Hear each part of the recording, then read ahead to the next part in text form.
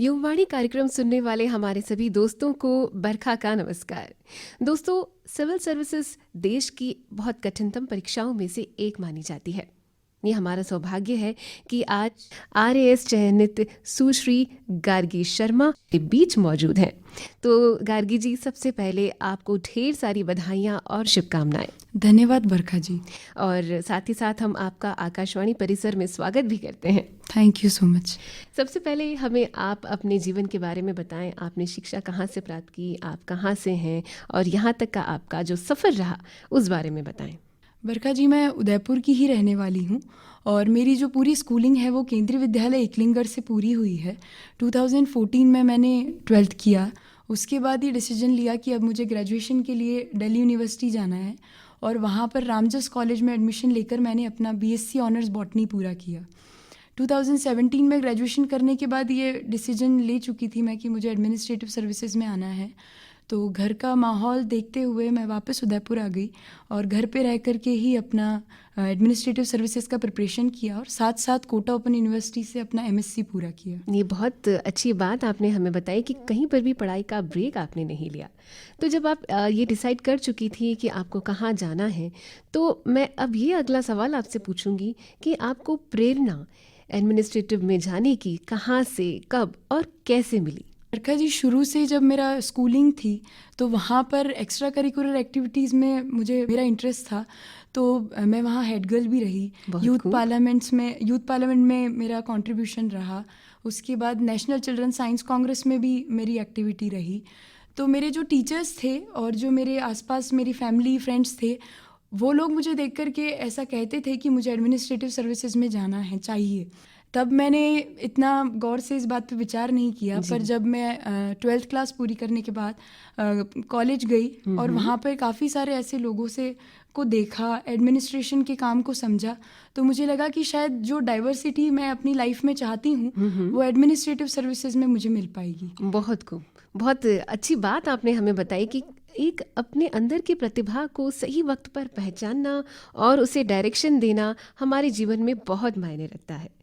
तो गार्गी जी, जैसा कि हम सभी जानते हैं कि ये जो परीक्षा होती है वो 3 चरणों में हुआ करती है, प्री, मेंस और फिर साक्षात्कार। तो हम एक एक करके इन तीनों चरणों के बारे में आपसे आपके ही अनुभव जानना चाहेंगे। सबसे पहले प्री जो परीक्षा थी, उसमें आपने किस तरीके से तैयारी की, किस तरीके से आपने योजना बनाई और एक दिन में आप कितना समय अपनी पढ़ाई को दिया करती थी?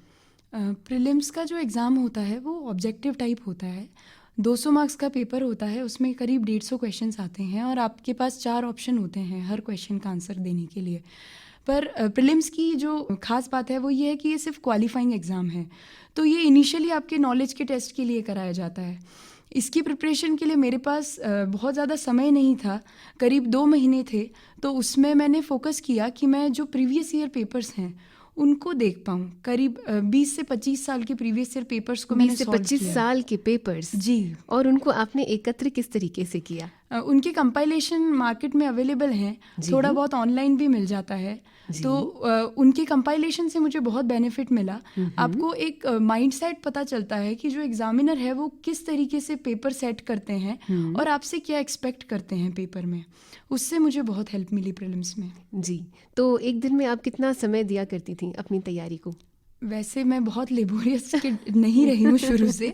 तो आप अगर प्रोडक्टिव आवर्स माने तो 3 से 4 घंटे प्रोडक्टिव आवर्स, जिसमें मैं पूरे फोकस के साथ अपना टाइम स्टडीज़ को दे पाती थी। जी, और इसमें कौन कौन से विषय समाहित थे? जो प्रीलिम्स होता है इसमें सारे ही सब्जेक्ट्स ऑलमोस्ट आते हैं, जैसे हिस्ट्री है, इकोनॉमिक्स है, पॉलिटिकल साइंस है, उसके अलावा साइंस एंड टेक, मैथमेटिक्स और करंट अफेयर्स। यानी कि सामान्य ज्ञान से जुड़ी हुई हर एक चीज़, सारे विषय, कुछ भी नहीं छूटा करता है। बिल्कुल। प्री के बाद हम बात करते हैं अगले चरण यानी कि मेंस की। तो आपने जैसा कि बताया था कि 2018 में प्रीलिम्स, उसके बाद मेंस की परीक्षा कब हुई? मैम, मेंस की परीक्षा हुई 2019 जून में जी, और प्रीलिम्स मैंने दिया था अगस्त 2018 में। जी।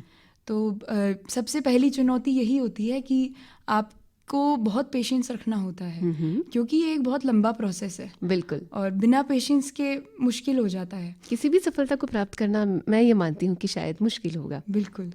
और इस वक्त आपके क्या क्या विषय रहे? मेंस में जनरल साइंस ही होता है। उनके 4 पेपर होते हैं, 2 दिन में ही पेपर कंडक्ट होते हैं जो मॉर्निंग इवनिंग शिफ्ट्स में होते हैं। वो भी एक मुश्किल टास्क होता है क्योंकि आपको सुबह 9 से 12 एक पेपर लिखना होता है, फिर शाम को 2 से 5 एक लिखना होता है और नेक्स्ट डे आपका सेम शेड्यूल रहता है।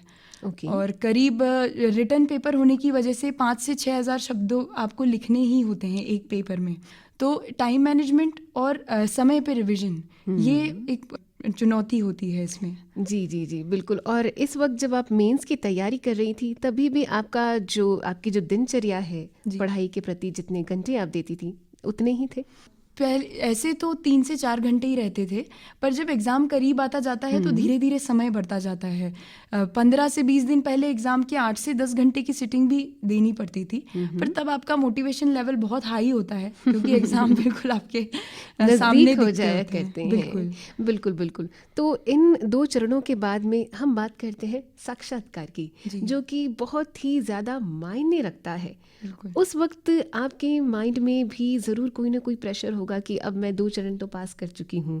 मेन जो जान होती है, हम इंटरव्यू की हम बात करें, उस वक्त आपके माइंड में क्या कुछ चल रहा था, आपने किस तरीके से उस वक्त की तैयारी करी और आपके इंटरव्यू का अनुभव कैसा रहा? मैम, शुरू में जब मैं इंटरव्यू की प्रिपरेशन कर रही थी तो काफ़ी डर था मन में, क्योंकि ये मेरे जीवन का पहला ही इंटरव्यू होने वाला था और इसके लिए बहुत ज़्यादा कोई एक्सपीरियंस इसके लिए बारे में मुझे नहीं था। प्रिपरेशन में सबसे ज़्यादा मदद मुझे मेरे पेरेंट्स से मिली, क्योंकि प्रिपरेशन के लिए वो रोज़ शाम को बिठा करके मुझे एक मॉक इंटरव्यू का सेशन दिया करते थे, जिसमें शाम को मुझसे कुछ क्वेश्चंस पूछा करते थे और मैं उनका आंसर देने की कोशिश करती थी। इंटरव्यू का एक्सपीरियंस अब मार्क्स क्योंकि आ गए हैं तो मैं कह सकती हूँ कि बहुत अच्छा रहा। मैंने 100 में से 80 अंक प्राप्त किए हैं इंटरव्यू में जी। और इसके अंदर जो सबसे इम्पोर्टेंट रोल रहा वो रहा मेरी हॉबी का, मैम। क्योंकि जब मैंने इंटरव्यू दिया तो मेरा इंटरव्यू करीब 20 मिनट चला और उसके अंदर 12 से 15 मिनट मेरी हॉबी जो कि योग है उसके ऊपर ही चला।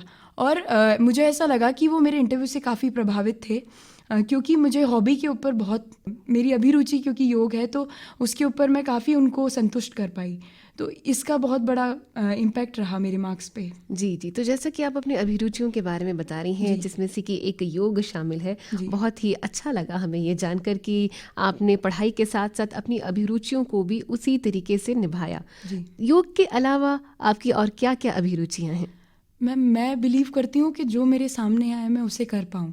तो अभी तक जो चीज़ें मैं ट्राई कर पाई हूँ उसमें योग है, मुझे गाना पसंद है, मैं गिटार बजा लेती हूँ, मैं फ्लूट बजा लेती हूँ। इसके अलावा डिबेट्स में इंटरेस्ट रहा है मेरा स्कूल में, और मुझे घूमना फिरना भी पसंद है। और मेरी हॉबी शायद ये है कि जो नया मुझे मिले वो मैं ट्राई करूँ, उसे निभाने की आप पूरी कोशिश किया करती हैं।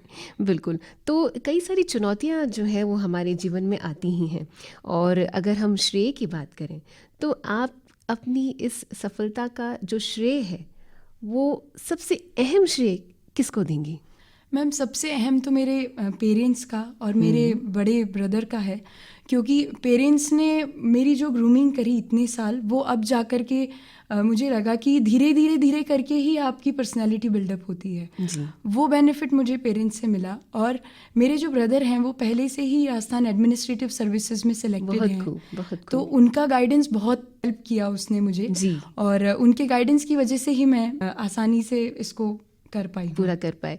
तो आपने जैसा कि बताया कि ब्रदर ऑलरेडी इस में चयनित हैं, आप अपने माता पिता को भी श्रेय देती हैं, उनके बारे में हमें थोड़ा सा बताएं कि वो क्या करते हैं और कहाँ हैं वो? मैम, मेरे पिताजी मदन मोहन मालवीय आयुर्वेदिक एसोसिएट प्रोफेसर हैं, HOD पंचकर्मा हैं, और अभी तात्कालिक तौर पे वो अनुसंधान केंद्र के प्रभारी हैं। बहुत खूब। मेरी जो माता जी हैं उनका नाम डॉक्टर अंतिम शर्मा है और वो BEd कॉलेज में प्रिंसिपल हैं जी। और मेरे जो बड़े ब्रदर हैं उनका नाम पार्थ शर्मा है और वो रूरल ट्रेजरी उदयपुर में एडिशनल ट्रेजरी ऑफिसर की पोस्ट पर कार्यरत है जी। यानी कि आपको जो वातावरण है वो शुरू से ही ऐसा मिला है कि आप इन परीक्षाओं की ओर आकर्षित होती चली गई। बिल्कुल। तो चूंकि हम बात कर रहे हैं कि हमारे घर में जो एनवायरनमेंट होता है, पारिवारिक जो हमारी स्थितियाँ होती हैं। तो गार्गी जी, कुछ ऐसी हमारी युवा साथी हैं जो कि अपने अपने सपनों को शायद पंख नहीं दे पाती होंगी। वो करना तो बहुत कुछ चाहती होंगी, लेकिन कई बार उन्हें घर से उतना सपोर्ट शायद नहीं मिल पाता होगा, या कई बार दूसरे कुछ ऐसे कारण उनके रहते होंगे कि वो अपने ख्वाबों को पूरा नहीं कर पाती हैं। तो ऐसी जो हमारी युवा साथी हैं, उन्हें आप क्या संदेश देना चाहेंगे? उनके लिए आप क्या कहेंगे? ऐसी युवा साथियों के लिए मैं ये कहना चाहूँगी कि समस्याएं जीवन में हो सकती हैं और स्थितियां परिस्थितियां भी गंभीर हो सकती हैं, पर अगर वो ठान लें तो वो कर सकती हैं। तो मेरा मैसेज सभी युवा वर्ग के लोगों को यही है कि आप कोशिश करें कि आपकी पढ़ाई के साथ साथ आप अपने आसपास के वातावरण को भी अनुकूल बना सकें। आपके माता पिता को कंटिन्यूसली आप इन्फ्लुएंस करने की कोशिश करें ताकि वो आपको सपोर्ट करें, क्योंकि धीरे धीरे लोग मान जाते हैं। तो वो कोशिश करेंगे तो स्थितियां अनुकूल बन सकती हैं। जी, बहुत खूब आपने बात बताई। साथ ही साथ में एक और अहम सवाल जो मैं आपसे पूछना चाहूँगी कि जब आपने तैयारी की, जो आपने प्रिपरेशन की, तो उसके घर पर पढ़ने के अलावा और ऐसे कौन से सोर्सेज थे, स्रोत थे? क्या आपने कहीं से बाहर से शिक्षा प्राप्त की, कहीं से कोचिंग आपने प्राप्त की? बरखा जी, मैंने जो मेरी सिलेबस थी उसको पूरा करने के लिए राजस्थान बोर्ड की बुक्स को रेफ़र किया। इसके अलावा कोचिंग इंस्टीट्यूट्स मैंने नहीं ज्वाइन किए, घर पे रहकर ही पढ़ाई आपने की। खुद ही पढ़ाई की? जी। कोई ऑनलाइन कोर्स भी आपने नहीं लिया, अपने आप ही आपने पढ़ाई करी? बिल्कुल। ये अपने आप में एक बहुत ही मोटिवेटिंग सी बात है कि आपने घर पर रह कर के पढ़ाई की, क्योंकि ये परीक्षा बहुत कठिन मानी जाती है। उसके अलावा मैं अब आपसे ये जानना चाहूँगी कि चूँकि आप चयनित हो चुकी हैं, तो आप अपने आप में क्या देखती हैं देश के प्रति? आप क्या क्या देना चाहती हैं? क्या ख्वाब है आपका? क्या आपने सोचा है कि मैं, चूँकि अगर आप इसमें चयनित हुई हैं तो आपने ज़रूर कुछ से सोचा होगा। जी। क्या सोचती हैं आप? अभी प्रारंभिक रूप से जो मेरा गोल था या मेरा लक्ष्य था इसमें आने का, वो ये था कि मैं जहाँ पर भी रहूँ अपना पूरा 100% दे पाऊँ। एडमिनिस्ट्रेशन में रहते हुए जो भी कार्य होंगे मैं उनको अपने पूरे 100% अपने पूरे एफर्ट्स दे करके करना चाहती हूँ। और जो हमारे राजस्थान के अंदर जो शिक्षा का क्षेत्र है, जिसके अंदर हम लोग काफ़ी पिछड़े हुए हैं, उस क्षेत्र में काम करने की मेरी इच्छा है। जी, यही मैं जानना चाह रही थी कि आपका भी कोई गोल होगा, आपका भी कोई ड्रीम होगा कि मुझे यहाँ पर इस चीज़ को सुधारना है या मुझे संवारना है। तो गार्गी जी, बहुत मुझे अच्छा लगा आपसे बातचीत करके। अंत में मैं बस आपसे यही कहूँगी कि आपके उज्जवल भविष्य की हम बहुत सारी शुभकामनाएं आपको देते हैं, और आप नई ऊंचाइयों को, नई बुलंदियों को छुएं, आप सबका नाम यूं ही रोशन करती रहें। चलते चलते तमाम हमारे सुनने वाले दोस्तों को आप क्या संदेश देना चाहेंगी? मैं कहना चाहूँगी कि आप जो भी सोचते हैं खुद के लिए उसे कर सकते हैं, उसे पा सकते हैं। बस आपको सोच के उस डायरेक्शन में एफर्ट्स डालने की ज़रूरत है। तो आप लगे रहिए और आप अपने लक्ष्य को ज़रूर प्राप्त कर लेंगे। बिल्कुल, हमारे जितने भी युवा दोस्त हैं उन्हें भी ये लग ही गया होगा कि अगर हम कोई चीज़ ठान लें, अगर हम उसे पाने की पूरी शिद्दत से कोशिश करते हैं, तो कोई भी मुश्किल और कोई भी परेशानी शायद हमें अपने लक्ष्य को प्राप्त करने से रोक नहीं सकती। बिल्कुल। तो दोस्तों, ये थी हमारे बीच RAS चयनित सुश्री गार्गी शर्मा।